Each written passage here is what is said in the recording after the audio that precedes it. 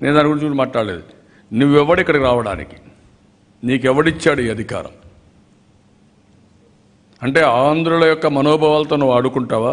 మా జీవితాలతో నువ్వు ఆడుకుంటావా? మాకు ఆత్మగౌరవం లేదా ఇక్కడ? నేను హైదరాబాద్లో 30 ఏళ్ళు పార్టీ ఉంటే నేను పోతే ఎలక్షన్లకు పోతే ఏం ప్రచారం చేశారు? ఆంధ్ర వాళ్ళ పరిపాలన కావాలని అడిగారు మీరు. ఎవరాల అవేర్? నేను ఆంధ్ర వాళ్ళ పరిపాలన కాదు, నా పార్టీ 30 ఏళ్ళ నుంచి ఉంది అక్కడ. నువ్వు కూడా పార్టీ నుంచే పెరిగావు. నువ్వు రాజకీయ లబ్ధి కోసం నీ ఇష్ట ప్రకారం మాట్లాడావు. ఎన్ని తిట్టకుండా తిట్టావండి ఆంధ్ర వాళ్ళని? మర్చిపోయామని ఆ రోజు కూడా వదిలిపెట్టాం ఇష్టానుసారంగా. 1-2 కదా, అవన్నీ లిస్ట్ అవుట్ చేసి మళ్ళీ ఒకసారి చెప్తాను.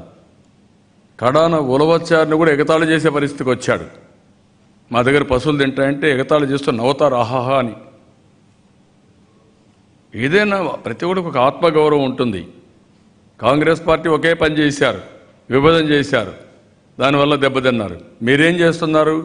విభజన గాయాలపైన కారం వేసి ప్రతిరోజు ఆనందపడుతున్నారు, మీరు ఆనందిస్తున్నారు. ఇంకా మేము ముందుకు పోకూడదని అడ్డుపడే పరిస్థితికి వచ్చారు.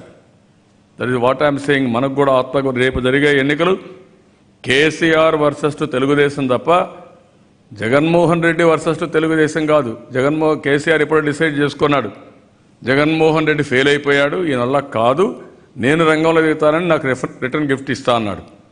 అందుకే ఆయన మనుషులు పంపించాడు, టెస్ట్ చేశాడు. వాటర్ టెస్టింగ్ అయిపోయింది. పంపించమన్నా నేను ఛాలెంజ్ కూడా చేశాను, రేపు కూడా ఛాలెంజ్ చేస్తున్నా. కేటీఆర్ రావాలి, కేసీఆర్ రావాలి, ఇంకా నీ మనుషులు ఎవరు అందరిని పంపించు. మీ ఎలక్షన్ ఏంటో తేలుద్దాం. ఇక్కడ ప్రజల సత్తా ఏంటో, నమ్మకాలు ఏంటో అవి కూడా నేను డిసైడ్ చేస్తాను. ఎవరు కావాలో ప్రజలు నిర్ణయించుకోవాల్సిన సమయం ఆసన్నమైంది. కేసీఆర్ కావాలన్నా, తెలుగుదేశం కావాలన్నా? నీ 1000 కోట్ల రూపాయల కక్కుర్తిపట్టి రాష్ట్రాన్ని అమ్మేస్తావా నువ్వు? ఆత్మగౌరవాన్ని అమ్మతావా నువ్వు? ఎవడిచ్చాడు నీకు ఈ అధికారం? ఎన్ని పనులు చేసుకున్నారు మీరు తెలంగాణలో? ఇష్టానుసారంగా నీ పనుల కోసం కక్కుర్తిపడి రాష్ట్ర ప్రయోజనాలు తాకట్టు పెడతారా? మీ కేసుల కోసం, మీ పనుల కోసం, మీ డబ్బుల కోసం. ప్రజలు ఆంధ్రప్రదేశ్ సైడ్ ఉన్నారా, ఏ సైడ్ ఉన్నారా డిసైడ్ చేసుకోవాల్సిన సమయం ఆసన్నమైంది. మనం అన్డ్యూ అడ్వాంటేజ్ తీసుకోలేదు, కానీ మన మీదకి వచ్చినప్పుడు మాత్రం క్వశ్చన్ లేదు, రాజీ లేదు, నో కాంప్రమైజ్. నేను I'm very clear on that. That is my విశ్వసనీయత. నేను ఎప్పుడు కూడా ఒకరు జోలికి పోను.